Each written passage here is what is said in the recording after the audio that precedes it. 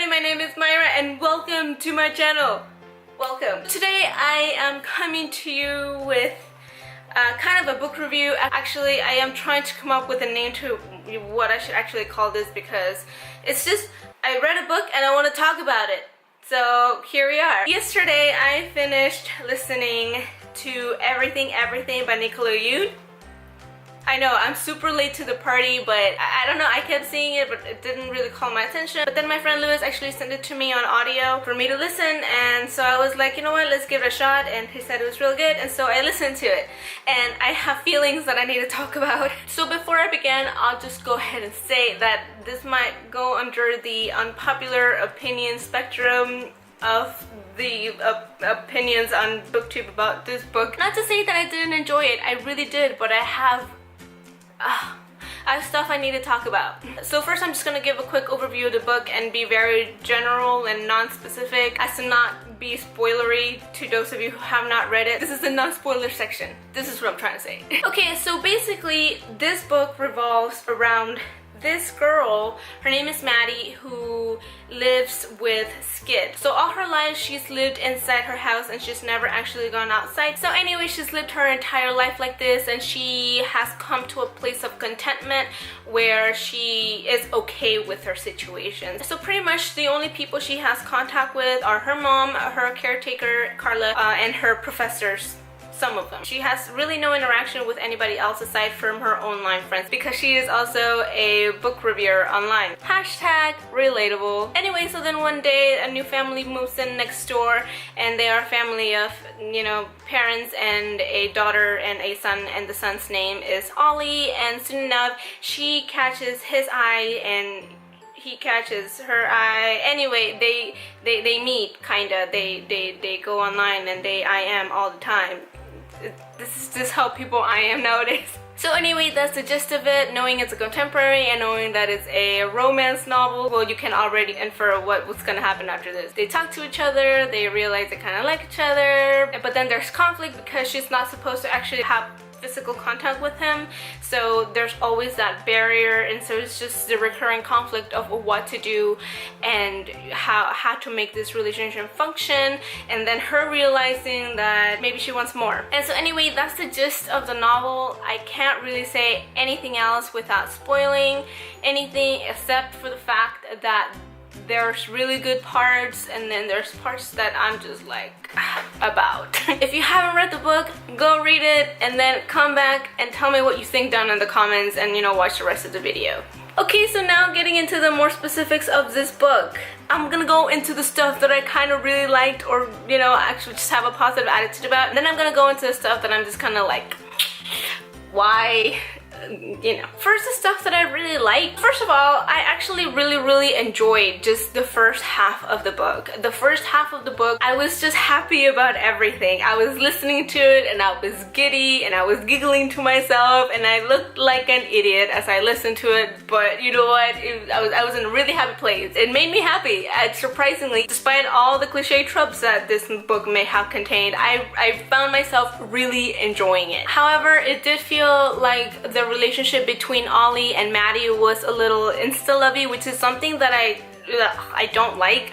It's one of the tropes that I pretty much hate. I hate insta-love. I can't stand it. But from the perspective of these two, I can kind of see why. He's never met anyone like her. She's never met anyone like him. Well, technically that's true because she's stuck in her house her whole life. They meet, they hit it off, and they fall in love. And this all happens within, you know, spectrum of a couple of months. That's why I say it's kind of insta-lovey. However, I still enjoy the romance. Like I said, I also really love the characters. I loved Ollie, surprisingly. I'm usually not a big fan of the love interest, but this time I was. I really liked Ollie. I thought he was a really nice guy, and I liked how he, you know, he respected her, and it seemed like he genuinely cared for her, and so I loved that about him. And then of course Maddie, I really liked her. There were parts that she really frustrated me, and at the end I felt like she made some decisions that were kind of out of character and that I questioned. And then there was also Carla, who I also really liked. I love how she was not just her caretaker, but she was also her friend, and she was there to help her and to like help her be happy and to motivate her to live life. I love that about Carla. And then there was a mom who, pre-plot twist, I love the relationship that she had with Maddie. I love that mother-daughter relationship, especially because it's something that you don't see in a lot of YA books especially. It's always just the kid having adventures, and in this one, the mom was involved in it, even though, you know, we all know what happens in the second half of the book. Also, I really like how diverse the characters' backgrounds were. We hear about Carla and her saying that she's from Mexico. Mexico! I'm Mexican, by the way. So I like the representation. I liked how she talked about coming from Mexico and getting to this country. I really enjoy the fact that Maddie was half black, half Asian. I really like that aspect, especially when they described her features and stuff. That was really nice. Anyway, again, characters I pretty much really enjoyed. I enjoyed their narration, I loved the writing, and I really like the characters. Anyway, now on to the second part of this book, which is where I find most of my problems in. So in the second half of the book, there's just so many things that I was just like listening and being like, Maddie, what are you doing? So she realizes that she likes Ollie a little too much and that she actually wants to experience the world from herself. She comes to the conclusion that thus far she has not really been living. She's only been existing, and she's willing to risk everything to actually live. So she goes and she takes Ollie and she's like, hey, let's go to Hawaii. I have some pills that are gonna help me. And Ollie's all like, oh, okay.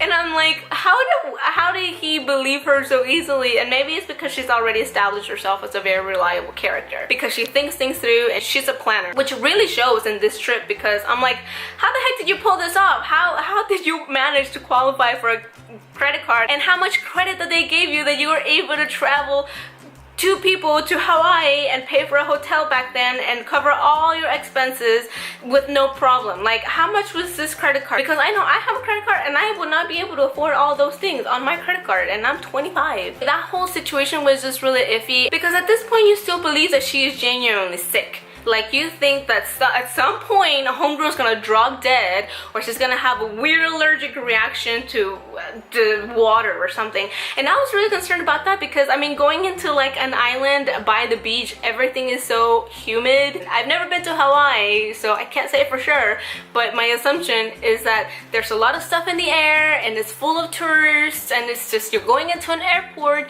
one of the places that are the most germiest out of anywhere, and then you're going on an island in the middle of the sea while you are at risk of your life. Why couldn't you choose to go to, I don't know, Florida or like another beach? And I understand it's because her mom showed her that picture when she was a baby and they were at Hawaii, but come on, girl, just you could die. So anyway, I thought that was really weird, and I was just confused as to this whole situation. She went, she didn't tell her mom, and she was like, I may not even see her when I get back because I might be dead. And I'm like, really? So anyway, she flies out with Ollie and they have this romantic getaway, and again, at any moment I was thinking, this girl's gonna drop dead. She's gonna have an awful allergic reaction, which she kind of technically did at the end of their trip. At the end of their trip, she wakes up and she feels like her whole body is pretty much attacking itself, and she can't even like speak right in order to tell Ollie that there's something wrong with her. She ends up being taken to the hospital, and her mom comes to pick her up, and she takes her back home. And by the time she gets home, she realizes, oh shoot, that probably was a mistake, because I got real sick and I feel awful. I was like, girl, you just need to be careful. I mean, Hawaii, airport, really? So anyway, you know, after she gets back, she is like, Ollie, I don't think we should see each other anymore because I can't have all of you, so I don't want any of you. Which, I mean, I guess I can understand, but Ollie was all like, no, you know, we can't have everything, but we can have something. And Matt is all like, nah, I ain't about that life. I want everything or nothing. So then she pretty much cuts him completely off of her life, and now Carla is gone too, because as we remember, her mother fired her for allowing Ollie inside the house. And now we're approaching the plot twist, which I saw it coming. I saw it coming, and I think that's what bothers me the most. I remember halfway through the book shipping Ollie and Maddie so hard and trying to like come up with ways as to how they're gonna make it work. I remember thinking, what if she's not sick? What if she's never been sick? And then me thinking, Nah, that's too easy. And you know what the plot twist was? Of course you did, because you're watching this.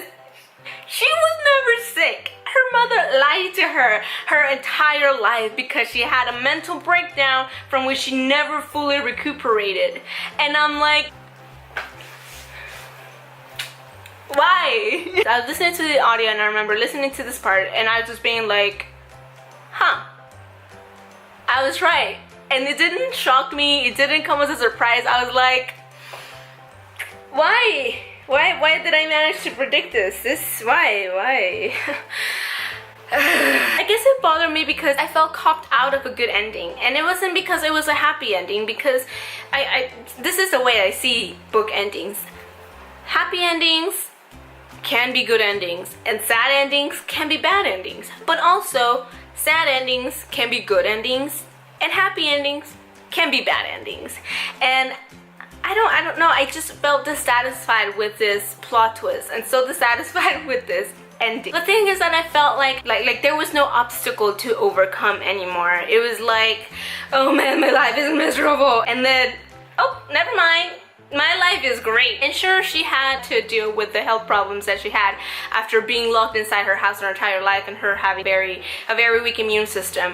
But she wasn't actually sick. She traveled to New York at the end of the book to meet Ollie, which was something that also kind of bothered me. I understand the fact that she was angry at her mom, because you could say she ruined a chunk of her life and she was justified in being angry at her mom, but at the same time, her mother was sick.